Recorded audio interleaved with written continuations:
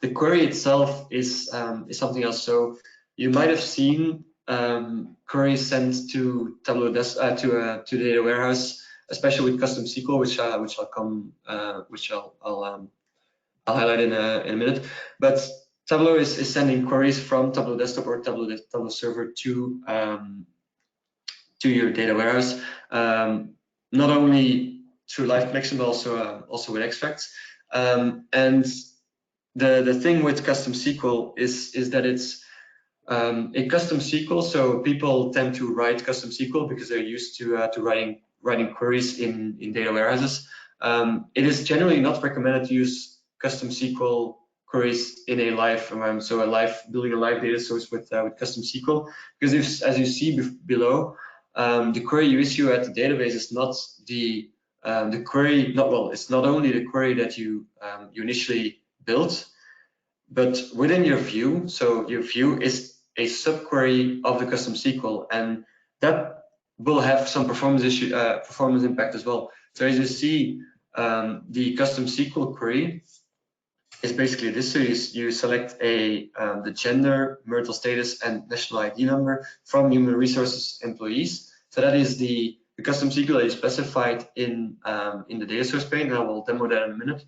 But generally, it's not recommended, because if you bring only marital status, for example, in your view, then Tableau will fire a subquery being the marital status. Well, it will select the marital status from a subquery being the custom SQL that you have written. So the query issued at database is a subquery and isn't the end query that you sent.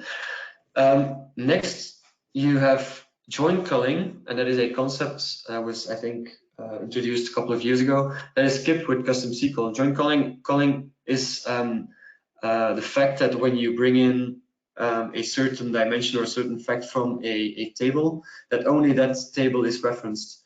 So that not all tables in your data source are fired at rendering. So for example, in this example here above, that would mean if you have, instead of a custom SQL, you have, so in this case we don't have join, but if you have resources employee and you would have a join on manager, and you bring in the gender, you would only refer to the employee table instead of both the employee and the manager table. So when you use custom SQL, Tableau will call all of the tables within that custom SQL query. So in that case, Tableau will first look into all of the, or will pull in all of the data from the join, and then will return only the marital status. Then another point that's quite short. It's to avoid using parameters in custom SQL. You might have seen the option to let's see if I have, I think, a custom SQL. If I create a new data source, being the adventure works, history, people. So that is a demoing data warehouse that we are using. If I create a custom SQL, you will see that you can create, or you can add a parameter. And even though that is very useful, it also has impact on performance. So make sure that you, if you are having performance issues, so it's a very nice feature, but if you're having performance issue and you see that you're using a parameter within your custom SQL, this is something to look into as well. So that's that, and that's something that will always come back. That's the last point here on this slide.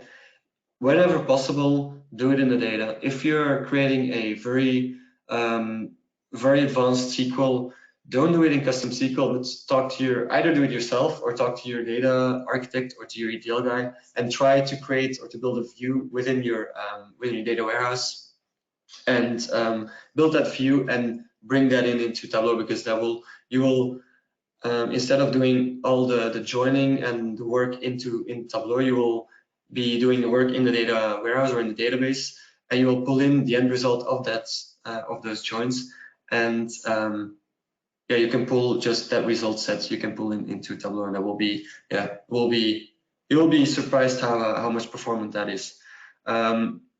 As said, if you can't get in touch with someone, or if it isn't a possibility to do it in data, then our advice is to use extracts instead of a live connection. Then the query, because I was talking about, this is the query that is rendered or that is fired to the actual data warehouse. If you want to validate your queries, there's multiple places where you can look. So when we're talking about Tableau Desktop, you can look for a log file which is located in your Tableau repository in your C drive, unless you have installed it in a different location, and you will have your log files. So if I go into my repository, you'll see that there's multiple logs, right? So you have tab processor, but you see there's a log here and it's quite extensive. If I were to edit that in Notepad, you'll see that this is a file in JSON format, and this file can be used to analyze, for example. So if I were to copy this onto my desktop, and I would change the extension to JSON, then I could pull this into Tableau.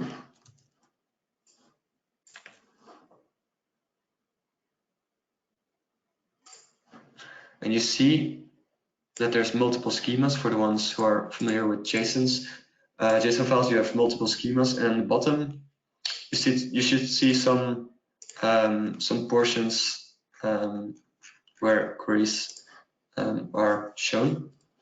And if I go back to my sheets, if I go to queries, you can see I think it's this one.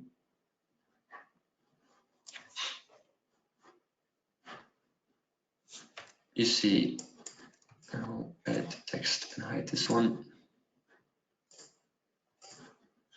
You see the different queries that are fired at the data source or the data warehouse.